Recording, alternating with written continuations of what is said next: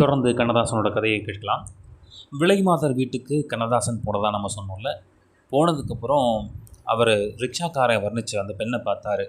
ஆமாம், கருப்பான பெண், நல்ல உடற்கட்டு. உடனே கண்ணதாசன் அவருக்குள்ளே சொல்லிக்கிறாரு, ரிக்ஷாக்காரன் சொன்ன மாதிரி உண்மையிலே நல்ல அழகான பெண் தான் அப்படின்னு நினச்சிக்கிறாப்புல. ஒரு ஜமக்காலம் விரிக்கப்படுது. அதில் அவர் பயத்தோடு போய் உட்கார்றாரு. 25 ரூபா கொடுக்கும்படி ரிக்ஷாக்காரன் சொன்னான். பணம் கைமாறுனுச்சு. அவன் அவளோடு வெகு நேரம் வரை பேசி கொண்டிருந்தான். அவள் கல்யாணமானவளாம். 2வது மாதமே கணவனால் கைவிடப்பட்டவளாம். அடைக்கலம் புகுந்தாலாம் ஒருத்தன்ட்ட. அவனும் இந்த தொழிலை அவளை பயன்படுத்திக்கிட்டானான். ஆனால் அவள் ஒருத்தன்ட்டே வாழ விரும்பணும்னு சொன்னதா கண்ணதாசன்ட்ட அவள் சொல்லியிருக்கா. அந்த பாக்கியம் அவளுக்கு கிடைக்கல என்றும் வருந்திருக்கா. அவள் கேட்ட ஒரே கேள்வி அவரை திணற வச்சிருக்கு. நீயே என்னை வச்சுக்கிறியா, ஒழுங்காக இருந்துடுறேன் அப்படின்னு கண்ணதாசன்ட்ட அவள் கேட்டிருக்கா. எந்த ஒரு மனிதனும் சிந்திப்பது இந்த இடத்திலே தான். விபச்சாரம் தீய பழக்கம், அது ஒழிக்கப்பட வேண்டியது மெத்த சரி.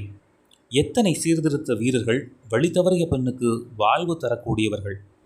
பேசுவதற்கு சுவையாக இருக்கிறது, எழுதி பார்த்தால் இரத்தம் கொதிக்கிறது, நடத்தி காட்ட நேரும்போது சித்தம் தடுமாறுகிறது.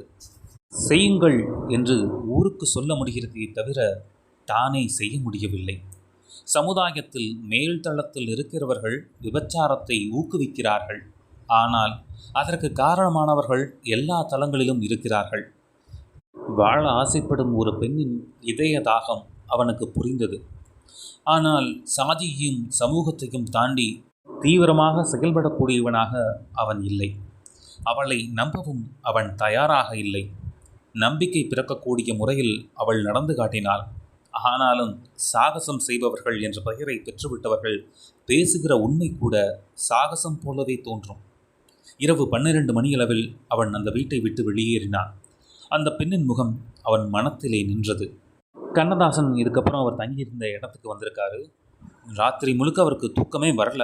வேற யாரும் செய்யாத ஒரு காரியத்தை தான் செஞ்சுட்டு தான் அவருக்கு ஒரு பிரம்ம. சீர்திருத்த உலகத்தை மனம் நாடிக்கொண்டிருந்த வேளையில் தானே இப்படி ஒரு காரியத்தை செஞ்சிட்டோமே, இனிமேல் சீர்திருத்தத்தை பற்றி நம்ம பேசுகிறதுக்கு லாய்க்கு இல்லாதவன் அப்படின்னு அவர் சிந்திக்க ஆரம்பிச்சிட்டாரு. அடுத்ததாக என்ன நடந்திருக்கும் அடுத்த பதிவில் பார்க்கலாம்.